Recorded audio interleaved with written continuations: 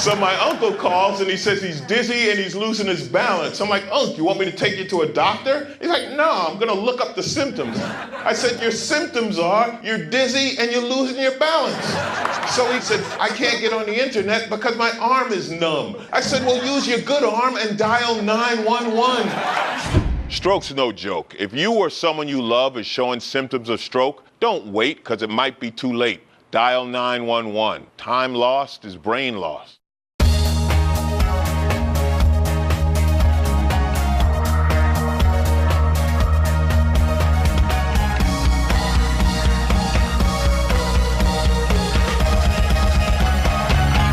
Welcome to this edition of Lancaster Perspective. I'm Mike Miller. My special guest today, Ken Mulpas, the senior pastor at Fairfield Christian Church. Welcome, Ken. How you doing, buddy? I'm doing well, and you? I'm fine. I'm doing real well. Long time no see. I haven't seen you It's so been a long. while, but it's great to be with you. Thanks for being here today. I know you got a busy schedule, and we appreciate you coming on. Glad to be here. Looking forward to it. Now, you have been a minister for how many years now? No, it's over 40 years now. 40 years? Yeah, really. I was ordained back in 1968. Wow. Yeah, in Sunbury, Ohio. Sunbury Christian Church. Yeah, so I've been around a while. What, you wake up one day and say, I want to be a minister? Or was it something you said as a young lad? Or? No, not really. I was raised in the church. I'm very grateful for my Christian upbringing. My parents were Christians, and I have 3 brothers, and us 4 boys. We'd be in church every Sunday. I was raised in one of those families, you know, where it wasn't a question about going to church. We not only went to church Sunday morning, but Sunday night, Wednesday night, the whole 9 yards. Wow. So my folks were committed to the faith and to the church. But as far as my call to ministry, no, I didn't wake up one day and say. As a matter of fact, after high school, I was enrolled at Columbus Business University. No longer goes by that name in Columbus, but I attended there for 1 semester. And from the time I graduated from high school until leaving Columbus Business University, I'd gone to a convention. And at that convention, that's where I really saw the need to give my life to a ministry. And so that was my call to ministry. And so I enrolled at Kentucky Christian University, and from there began to prepare for ministry. And that's been a big part of my life ever since. First church you were at that you ministered? Well, after entering Kentucky Christian University, I had student ministries. There was a ministry, Fly Branch Christian Church near Vanceburg, Kentucky. And then I had other student ministries while I was a student at KCC or KCU. And then when I was a senior in college, I received a call from First Christian Church in Sandusky, Ohio. And actually, my senior year, I drove from Grayson, Kentucky, where Kentucky Christian University is located, all the way to Sandusky, Ohio, which is where Cedar Point is. Right, yep.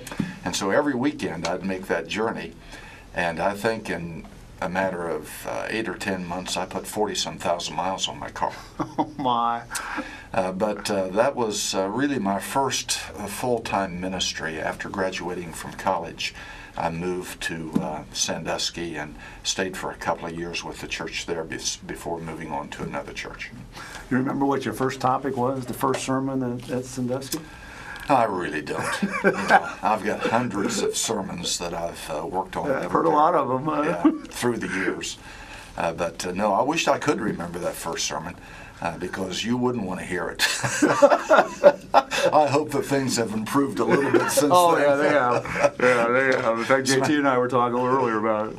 As a matter of fact, I look back on those days when I began, and those people really gave me a wonderful opportunity to practice on them.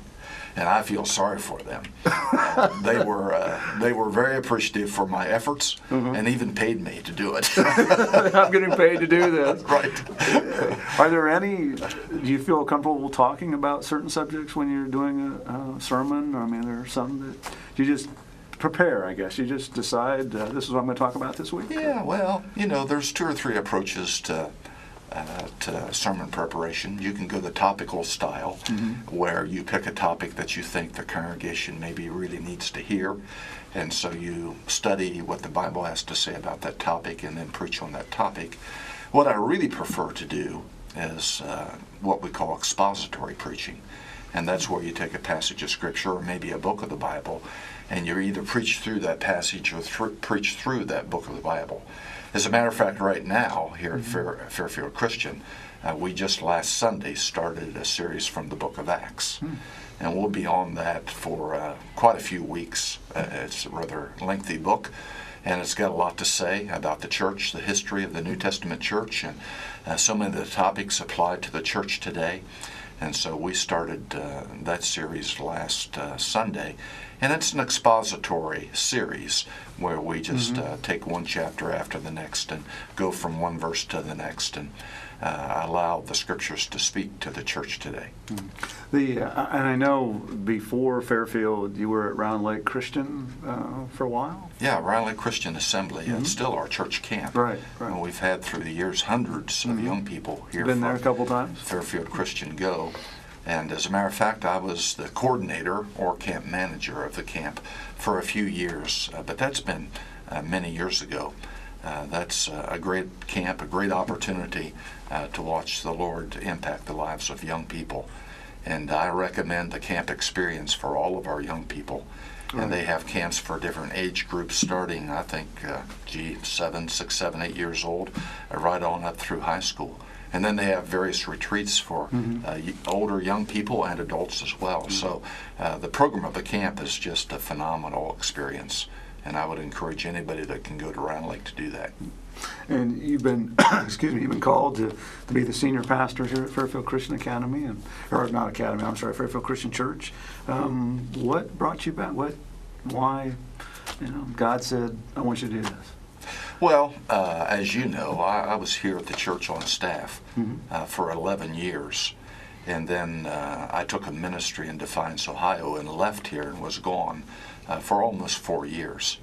And then at the invitation of the leadership of the church here, I came back to be a part of the team here at the church.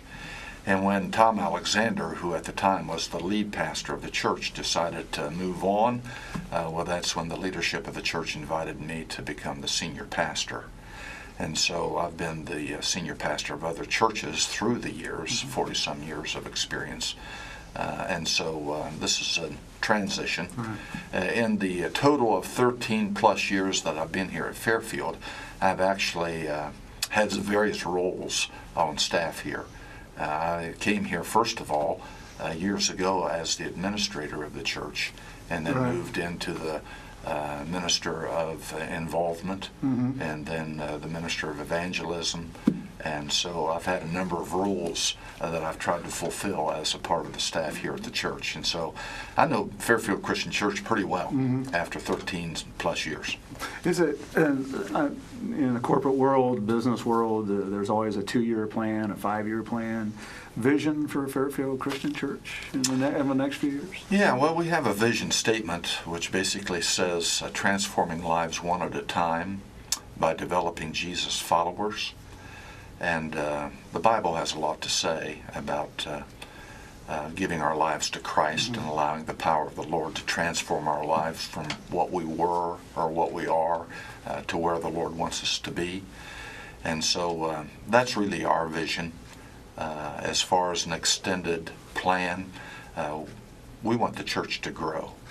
We're not about numbers just for the sake of numbers. We are about leading people to Christ so that they can know His salvation, and then watching people develop or mature in their faith. Unfortunately, the church oftentimes, and I've been guilty of this too in the past, of bringing people to Christ and then kind of dropping them, because we think, well, now they know the Lord and so they're on their way. And oftentimes those people become discouraged and they go out the back door as quickly as they came in the front door. And so we really have a renewed effort to have people come in the front door and see them won to Christ by the power of the gospel, and then see their lives transformed as we come alongside them in a mentoring role to develop them into true Jesus followers. Because it's one thing to make a profession of faith and become a Christian. It's a whole nother thing to really get serious about your faith, surrender your life to the Lord, become a Jesus follower, and then reproduce yourself by inviting others to come to Christ. And so the cycle just goes on and on. We come to Christ, and our goal ought to be to lead others to Christ and see them develop and mature in their faith as well. So that's our vision for the church here. And Fairfield has 2 sermons on Sunday, all sorts of activities through the week. Talk a little bit about all the different programs that go on, because there's something for just about everybody here. There is. Through the years, the ministry of the church here has grown extensively. And one of our outstanding ministries is Fairfield Christian Academy. Mm-hmm. And most of the people here in the community know about them and about it being just a great Christian school. And it touches the lives of hundreds of kids every day. And so I'm thankful for the Academy and how it's grown through the years, and it's doing quite well. And then many people may not know that we have a satellite church. It's called the North Campus of Fairfield Christian Church up on Blacklick Road just north of Baltimore. Right. And we have a congregation of 300 plus up there, a staff of people up there, ministers that are serving the Lord and developing that church in that location. And then what goes on here at the Lancaster campus is pretty extensive. I don't know that you can go anywhere and see a building that's utilized as well as the building here at Fairfield Christian Church. We were talking about that back in the late 70s when I started attending here. We were in the old sanctuary, and there were about 125, 150 people here, and then the Life Center and all the things that have happened. And one of the comments was, does the building ever rest? Yeah. Well, the building here during the week opens at 6 a.m., and it's open till most of the time every day after 10 p.m. And so it's a busy, busy place. We have a daycare, a preschool here, and of course people dropping off their kids need to do that early in the morning so they can get to work, and so we're open at 6, and there's activities going on here all day long and then throughout the evening every day of the week. One of the areas, and we've played a lot of golf together, we've done a lot of things together, and one thing that I was always impressed with was your mindset of, even though church is here, you can talk to anybody. We've softball benches and golf courses, wherever Tim Hortons, all those places, and I think that's something that people need to understand a little more. Yeah, well, we want to meet people where they are. You know, we can't expect everybody just to come to church. Of course, we have church services. We invite people, and we make a big deal out of that. And what happens here on Sunday is very, very important. But we need to meet people where they are. And if we can get everybody that's a Christian to understand that wherever we are, whatever we're doing every day, we're to be salt and light in our community. And by that I simply mean let our light shine for the Lord. And so as we meet people, meet them where they are, develop a relationship with them that maybe will lead to our opportunity of sharing with them about the good news of the gospel of Jesus and his love for them and their need for him in their lives. And so you're right, every place we go, we simply want to meet people and love people and witness to people if the door opens. And if it doesn't, that's okay. We hope that those people along the way will meet someone that and somehow hear the gospel. One of the, is it difficult, or maybe have you ever been in a situation where you just, I'm not getting through? I mean, either I'm not communicating or they're not understanding. I mean, does that happen? Oh, yeah. That even happens in the pulpit on Sunday. I didn't want to say that. You know, some messages that you have, whether it's one-on-one or whether it's before a crowd of hundreds of people, sometimes you just don't feel like you're making the connection that you want to make with your audience. And so, yeah, I think that's true. And a lot of times it's because those people are in a different place, you know. And so that's one of the challenges, I think, that as a pastor that you have of trying to develop your conversation with people, whether it's, again, one-on-one or whether it's in a Sunday service, trying to develop your conversation, your message, so that it really resonates with the lives of people.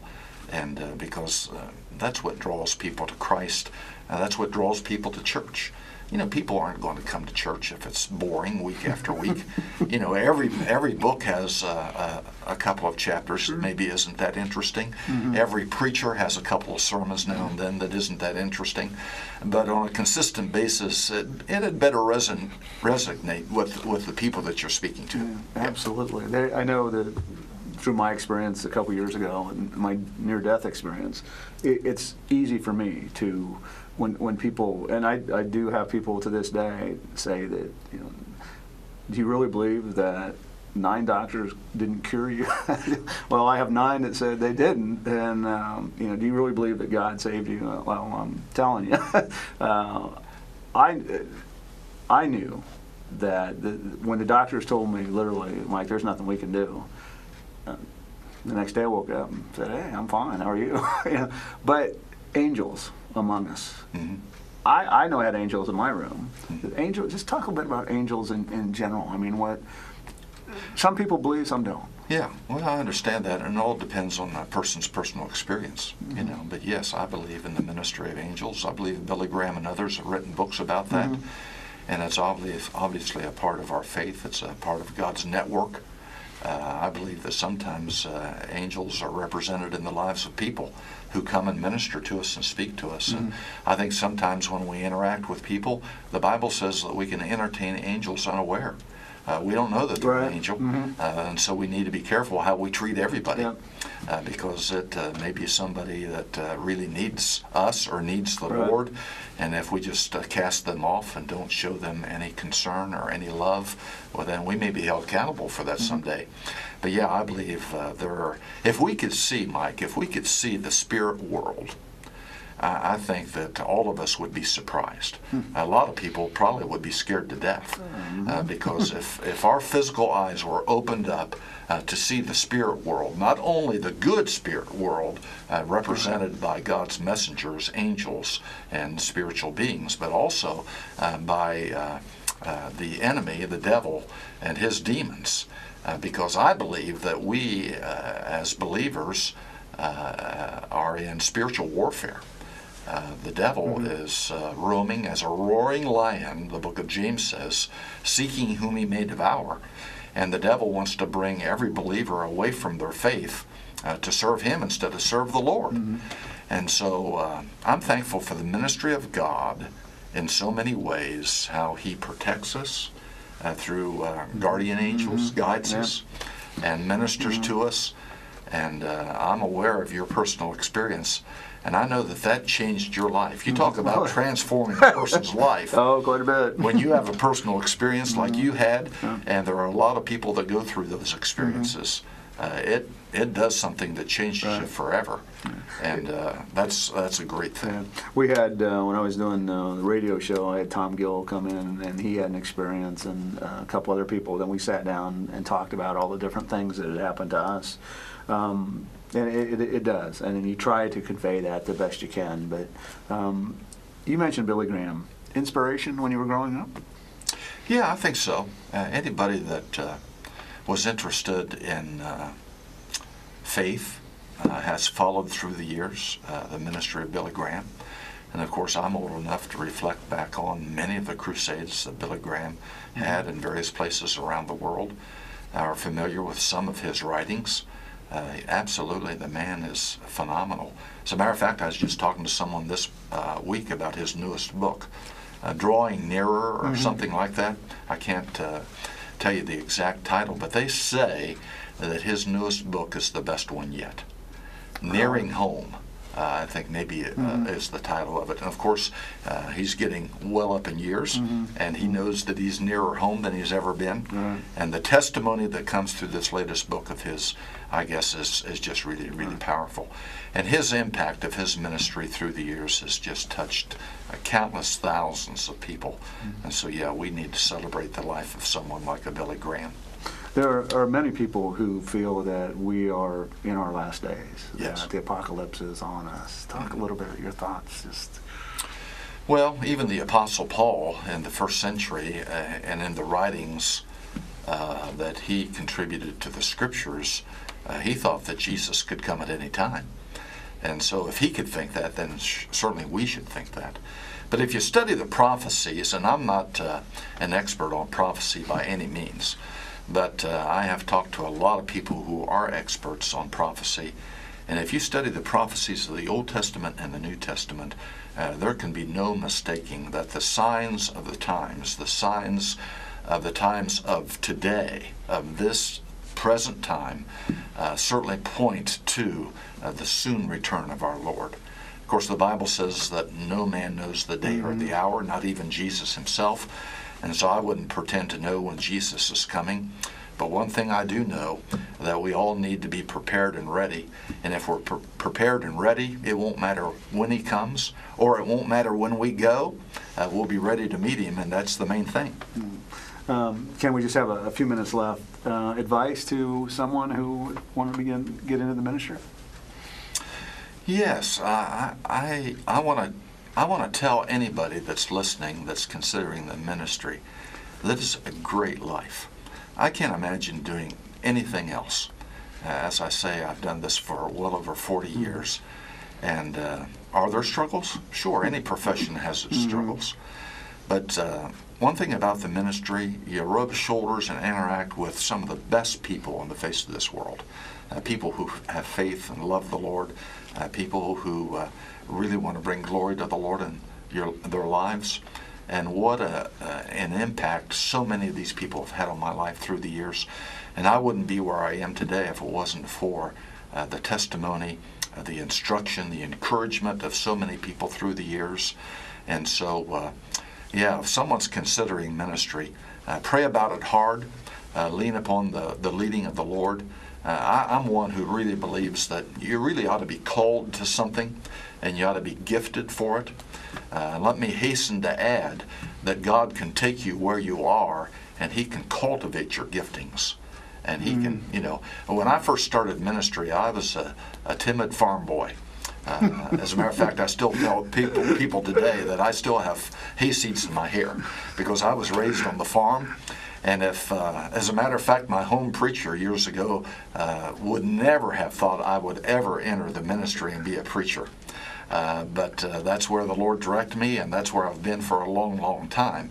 And so I want anyone that's considering the ministry to understand that if God is calling you, be sensitive to the call and allow him to develop your faith, develop your gifting, and let him lead you and direct you, and you'll be amazed how he'll take care of you and bless you.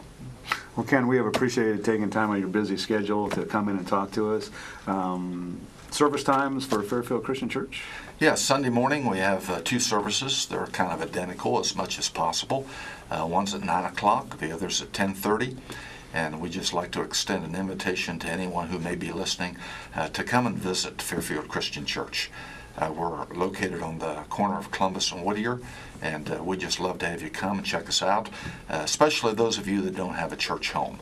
We would just love to have you come, introduce yourself to us when you come, and let us explain to you who we are and what we stand for, and then just enjoy our services and tell us what you think.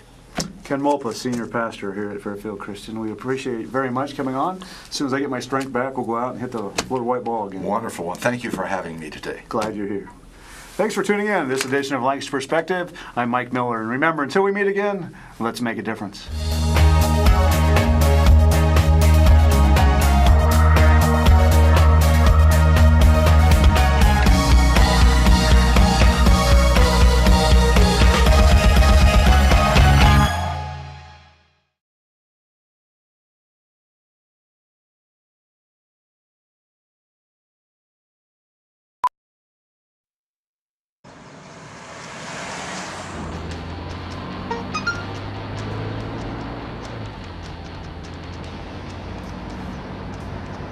The average text takes your eyes off the road for nearly 5 seconds.